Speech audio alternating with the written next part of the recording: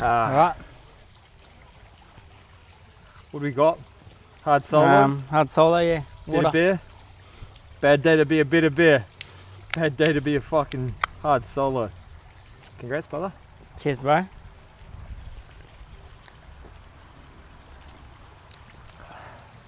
Fuck, they taste so much better after a race, don't they? Yep, good. 151 post race in the sun back at home.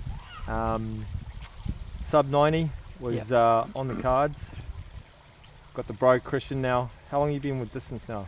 2 blocks? Yeah, I think I started March last year. Yeah, so probably a year. Yeah. So did the marathon sub 4? No, sub 330. Sub 330, yeah. 330. GC last year. Yeah. And had a bit of a break. By the way, this man, how many kids you got? Oh, between my wife and I, we have 7. 7 kids. Yeah. This guy's doing a marathon every fucking day. Right? Yeah, I got her into running too now, so fuck, I can keep going. That's it. So let's just put some things into context before we go into the interview. The man's already loaded with a marathon every day, handling the fucking the goods at home. Yeah. Full-time job, and then somehow he still fucking runs 5 days a week and gyms. Yeah. So, bro, I think well done on that. I think that's why I run though, because it's my kind of mental. Don't tell all the fucking wives out there our secret, man. It's my mental health kind of buzz. Yeah. And that's what it's about sometimes, right? Yeah. But anyway, we're here, Ballarat, with the boys. Questions come down from GC, and the goal was SUB90. Yeah, SUB90. Yeah. And what did you finish with today? I think the chip time was like 1:29 something. Yeah. Yeah. So we got it. Yeah. We got it. Tell me, what was 16-week block before we get into the race? Other than obviously the obvious of trying to juggle parenthood and training, like what were some of the hard parts of that block, bro? Probably the race sims, but I think it's maybe the race sim we had like kind of mid block, which was kind of the thirds. I think it was like that 75 easy and then 45 at race pace. Yeah. Just because you kind of haven't reached that peak fitness yet, so. Yep. It was a bit of. And then obviously all the race sims are. Yep. I guess the test of the block, I guess. Yep. And then we put that in there, in this block.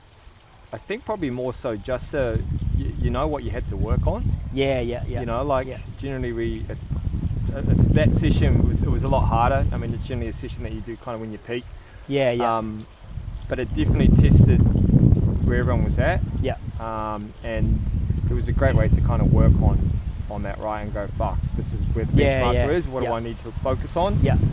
And then you've just smashed it, like really progressed from there. And during your race block, your race sims, you know, holding comfortably 410s throughout the block. And Christian's got a new haircut, new man. Cut the mullet off, lost a bit of weight as well during the process. Yeah, dropped a few kilos, Yep.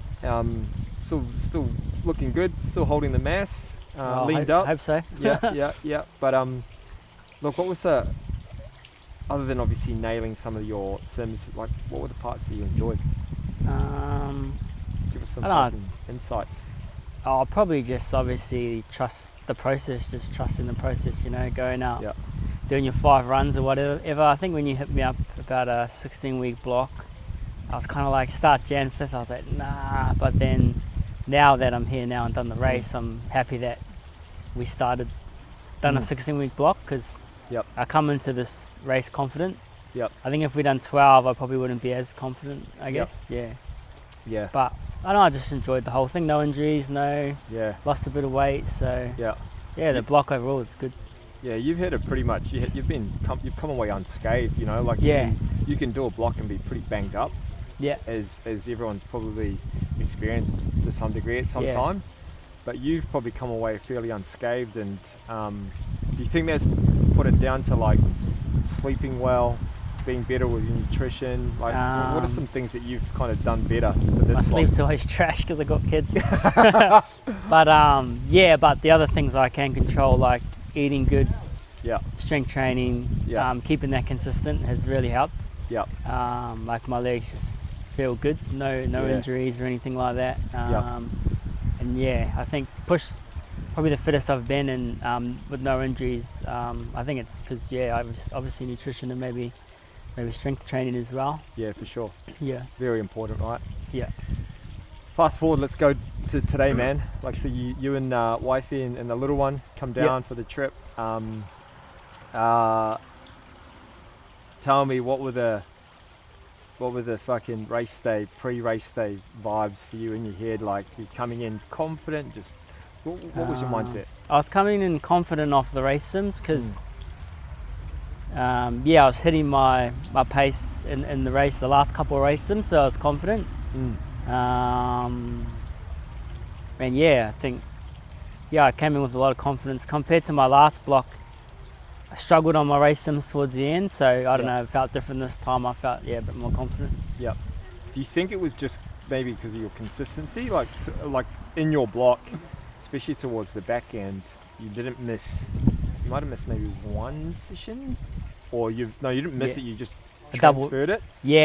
Transferred the minutes onto another one. But otherwise you basically, like, everything on that program you fucking nailed, right? And like we've always said, confidence comes from evidence comes from execution. You've definitely in this block fucking gone and executed. So going into it, you felt confident. And tell us, like, Ballarat as a destination race, you've done obviously Robina, which is a really hilly course. You've done Gold Coast. How do you compare that to some of the other courses? Probably here it's nice and cool. The weather's like perfect. Because you guys are like training 4:30 in the morning. It's fucking 25 degrees, right? It's hot. I think the start of the block, the prep was quite hot, and those race sims or that hard race sim we done where we all kind of failed. It was the heat too but here was nice. So and even at an 8 o'clock start, right? It was nice. Still nice and cool. The hills weren't too bad at Ballarat. Probably the wind though, if you don't tuck in those, I guess those around the lake.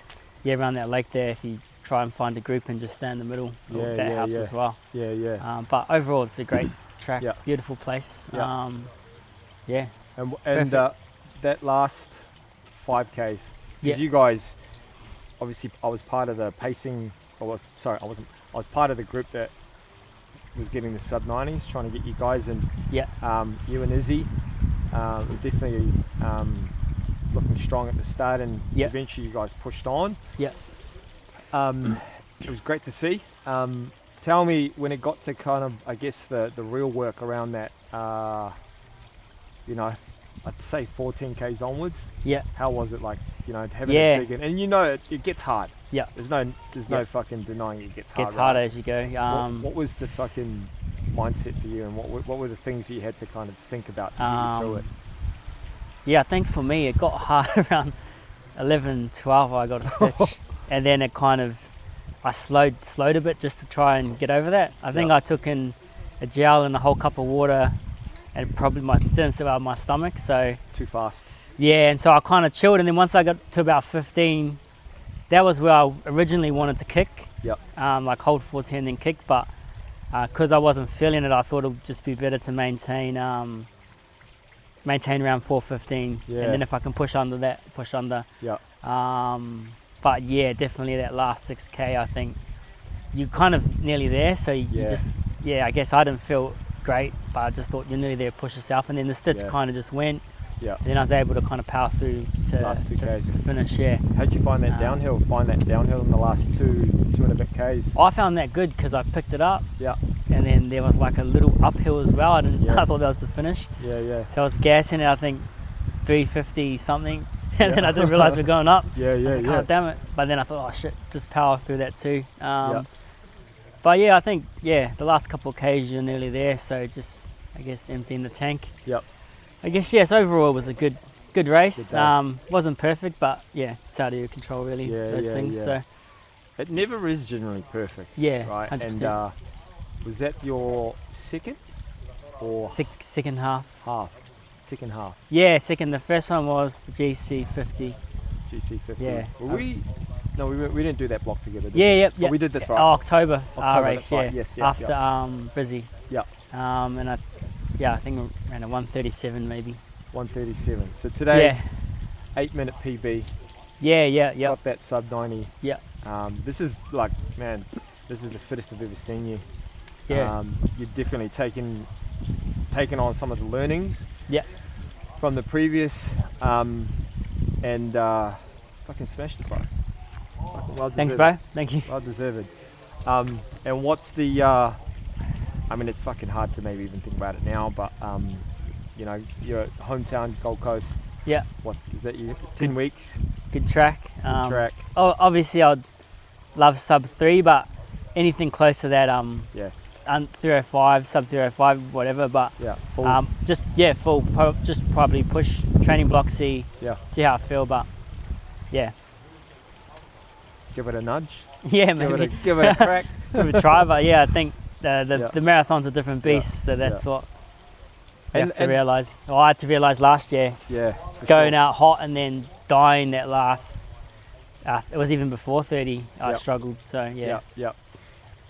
And tell me, I guess being as a dad and a parent, maybe some of the parents out there, juggling when you're in the trenches, whether it be on race day or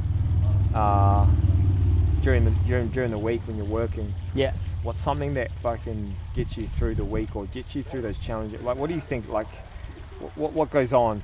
For me, me personally, I got to think my 2 little boys always just, you know, if I'm going to be pushing them eventually down the road, I can't be like pushing them and then me not fucking giving my all as well. Yeah. What's something that, you know, could be the same, but like what's something that gets you through? Yeah, mine's probably similar too. I just always trying to, I guess, be the best version of myself.